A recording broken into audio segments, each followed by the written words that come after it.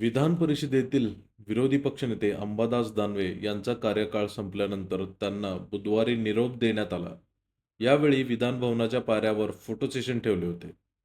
याच दरम्यान उद्धव ठाकरे आणि एकनाथ शिंदे यांच्यातील राजकीय वैर पुन्हा एकदा प्रकर्षाने पाहायला मिळाले.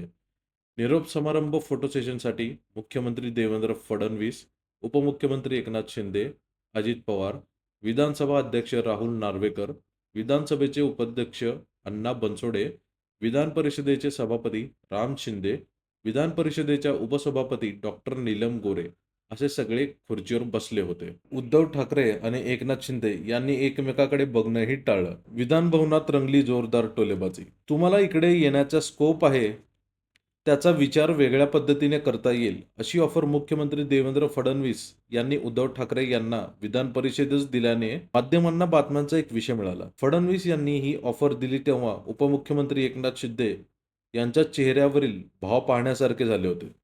तर नजीकच्या भविष्यात आणखी काही धक्कादायक घडणार की काय, अशी चर्चा आमदारांमध्ये रंगली.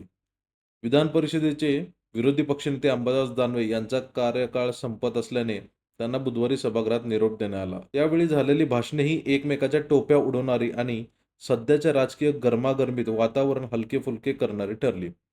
फडणवीस म्हणाले, दानवे यांचा कार्यकाळ संपत असला तरी ते पुन्हा सभागृहात आल्यावर त्यांनी याच पदावर काम करावे असे काही नाही. असे म्हटल्यावर उद्धवजी म्हणतील, आम्ही पळवापळवी करतो.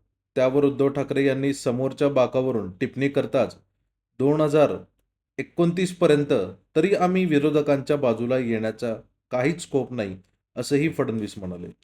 अशा खेळीमेळीच्या वातावरणात झालेल्या भाषणामधून आलेली ऑफर त्याच पद्धतीने घ्यायला हवी, अशी प्रतिक्रिया उद्धव ठाकरे यांनी दिली.